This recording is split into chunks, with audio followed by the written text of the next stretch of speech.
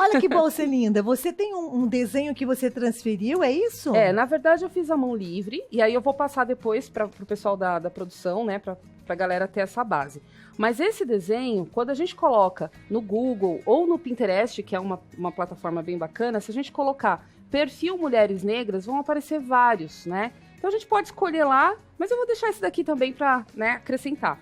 E aí eu já trouxe um pouquinho adiantado, porque é uma parte bem grande. Então a gente vai fazendo, que é bem simplesinho, só vão 2 cores. E a gente vai fazendo e vai conversando. Ok. Podemos começar? Podemos começar. Então vamos lá.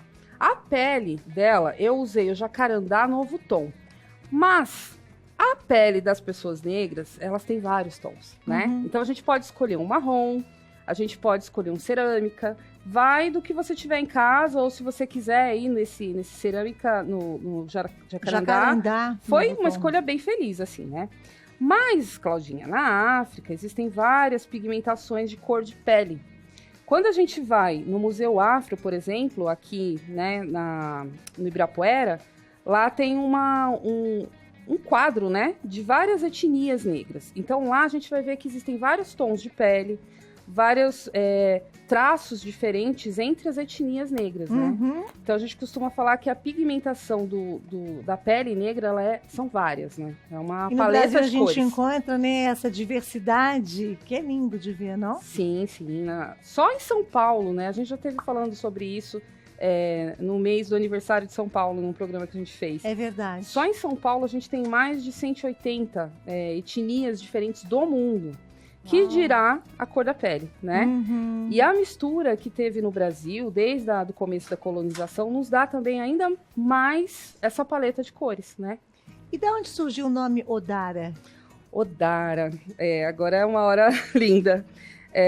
Dia 20 de novembro de 2019, ano passado, tem um espetáculo que acontece, né? Chamado Odara, que conta a origem do mundo através da mitologia dos orixás. E aí eu fui, né? Eu sou professora, na época eu era professora de educação infantil, e fui eu assistir a peça Odara, né? Estou eu lá assistindo a peça, quando, do nada, depois de 8 meses na fila de adoção, me aparece uma fotinho no meu celular de um bebê de 4 meses, com síndrome de Down, e a assistente social perguntando se a gente gostaria de conhecê-lo, né? Justamente no dia 20, dia dos Zumbis dos Palmares. Nossa Senhora. Dia da Consciência Negra, a gente assistindo a peça Odara, né? E... Um ano depois... Exatamente. E um ano depois estou eu aqui. Mas o mais bonito dessa história, olha isso, que eu fico pensando, né?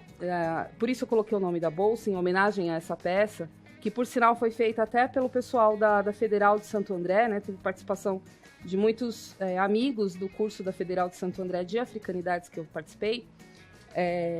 Foi uma homenagem mesmo, porque foi um dia muito forte pra gente, na minha história, marcou muito. Já marca só por ser o dia de Zumbi dos Palmares, né? Um guerreiro. Eu costumo dizer que nós não somos, né, nós, descendentes africanos, assim como eu, nós não somos descendentes de escravizados. Nós somos descendentes de guerreiros, né? De reis, de rainhas, de pessoas tão fortes que construíram esse país. Ai, meu Deus do céu, Verônica, então, segura. Então, essa data, para mim, linda. é muito significativa. Então, por isso, eu coloquei o nome da Bolsa de Odara em homenagem a esse espetáculo que a gente assistiu no Teatro Oficina, aqui em São Paulo. Nessa data tão especial. Que coisa, como a vida é mágica, como as coisas se entrelaçam. Com certeza. A gente tem que prestar uma atenção em todo o conhecimento e conteúdo que a Tânia Magali nos proporciona. Ao mesmo tempo, a gente não pode deixar de prestar atenção nas pinceladas. Para fazer a pele, eu tenho que fazer uma pincelada de uma forma um pouco diferente? Na verdade, depende muito do tecido que você está fazendo, né? Aqui eu estou fazendo num tecido mais grosseiro, é uma eco bag. A ideia é que esse desenho ele pode ser feito, e ele é muito usado em camiseta, em almofada. Então depende muito do tecido que você está fazendo. Se for um pouquinho mais fininho, a gente vai com mais, né, tranquilidade. Esse, como é mais grosseiro, ele não pede, né, exatamente uma pincelada no rostinho uniforme. Dela, você fez esse mesmo tipo de pincelada, é isso? Exato, a gente só vai preencher, né? Agora, o os importante dedinhos, é preencher. Você usou um filete nos dedinhos? Não, eu usei esse aqui, ó. É o pincel número 0. Ah, o 0. Chatinho, redondo. Perfeito, não? É um desenho, Cláudia, bem simples mesmo, né? Eu costumo dizer que é um convite para quem não pinta, quem nunca pintou, começar a fazer alguma coisa, se sentir vontade de começar um artesanato que seja simples, né? A pintura em si já é muito simples, né? É gostoso de fazer. Então, a gente traz um convite. E sabe o que é bacana? A Verônica tá achando o máximo, não? Que ela enfeitou depois, ficou a coisa mais querida. E tem uma frase que também é uma frase especial. Bom, agora o cabelinho. Terminamos aqui a parte da pele, agora vamos pro cabelo. O cabelo, a gente vai fazer preto, né? Que é, nossa, cor linda dos cabelos afros, né? Então, a gente vai fazer aqui com um pincel, deixa eu ver que número que eu usei, 4. Mas a gente pode usar um maiorzinho, o pincel que você tiver em casa. Segura firme, né, no pincel, para que as pinceladas na beirada fiquem assim, bem certinho. Mas se quiser fazer um movimento assim, ó, redondinho, também super dá certo, porque o cabelo afro é muito grande, né, expansivo. Então a gente pode fazer essas pinceladas maiores que vai ficar legal do mesmo jeito. Bom, Claudinha, como eu tava falando, né, enquanto a gente vai preenchendo aqui, a história do povo negro, do povo africano, ela vem muito antes dele ser escravizado, né?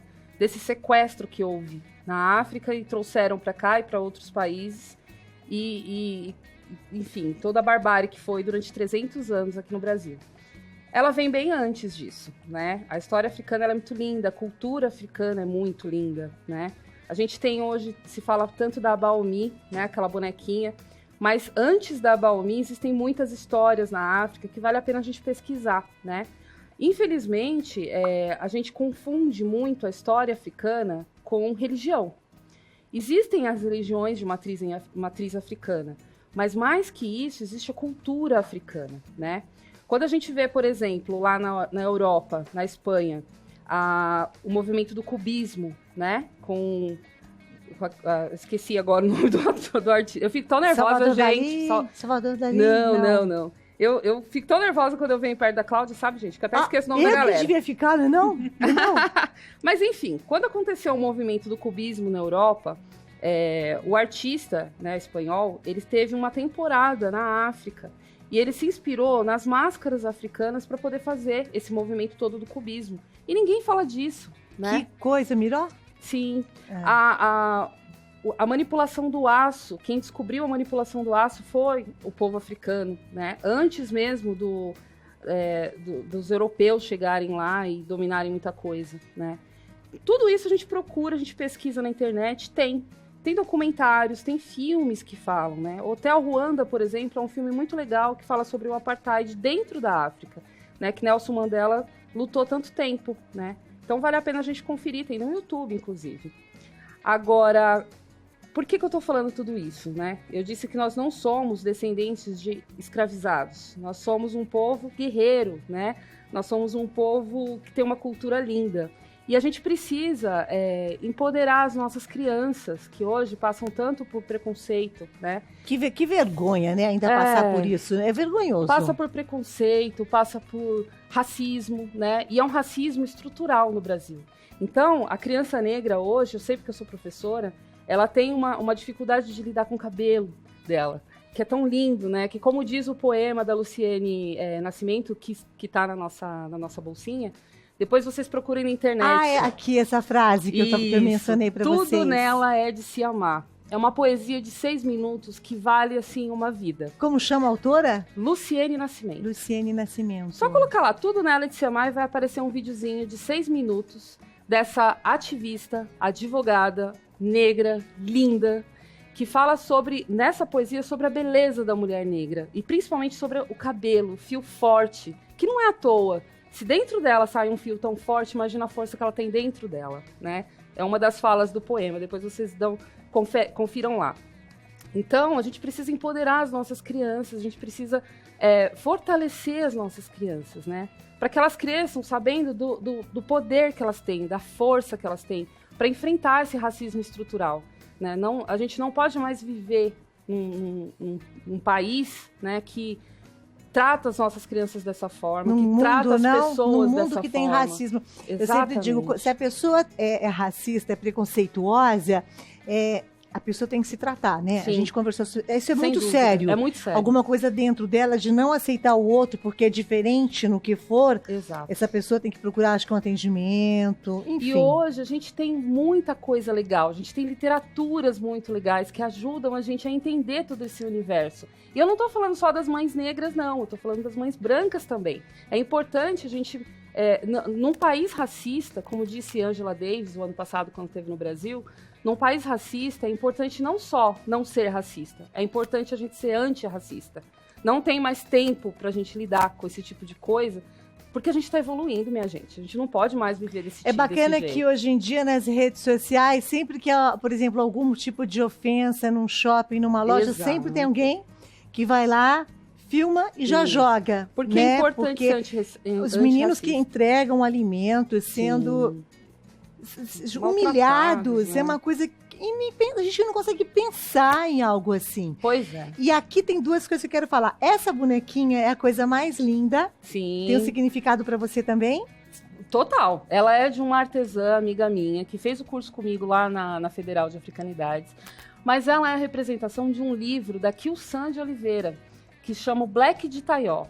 Eu convido muito vocês a ver, né, a fazer essa leitura com seus filhos. E existe muita literatura infantil que trata dessas questões da africanidade. O Emicida, por exemplo, ele tem um livro chamado Amoras, que é maravilhoso.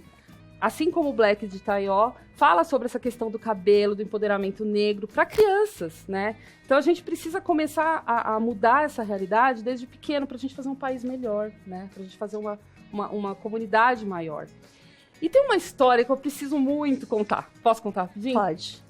É o nome de uma senhorita chamada Carolina Maria de Jesus. Uma senhora que nasceu em 1911, em Minas Gerais. Veio para São Paulo, como muita gente, procurar emprego, trabalhar. Mãe de 3 filhos, né? Uma guerreira que trabalhou sozinha para criar esses 3 filhos. Se instalou na favela de Canindé, em São Paulo, que é no Nordeste, no Norte, né? Zona Norte de São Paulo. E ela só estudou 2 anos. Só 2 anos. E mesmo assim, com aquela pouca leitura, ela foi escrevendo sobre o dia a dia dela na favela.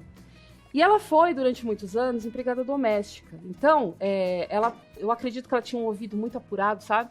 E ela ouvia as palavras mais rebuscadas das donas das casas. E ela juntou a fala dela muito simples com essas palavras rebuscadas. E ela contava em diário, que ela era catadora de papel. Então, ela pegava papel, caderno e escrevia o diário dela, da vida dela na favela. Acredito que por ser uma mulher negra retinta, né, que a gente fala de pele mais escura, ela não tinha muito com quem conversar.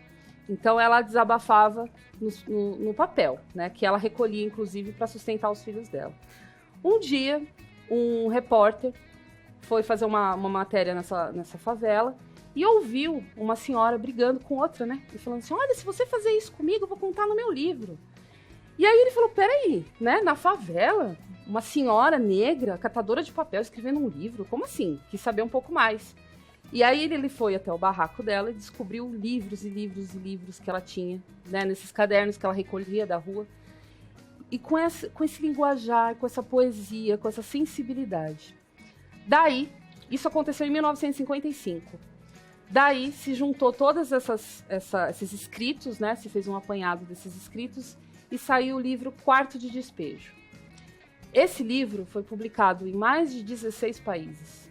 Carolina Maria de Jesus, desculpa, gente, eu me... Ai, que linda! É a escritora brasileira negra mais publicada no mundo. Que coisa! E ninguém fala dela, sabe? E você está falando hoje aqui. Exatamente. Ai, que linda! Então, assim como Carolina Maria de Jesus, existem muitas mulheres negras fortes nesse país. E a gente precisa...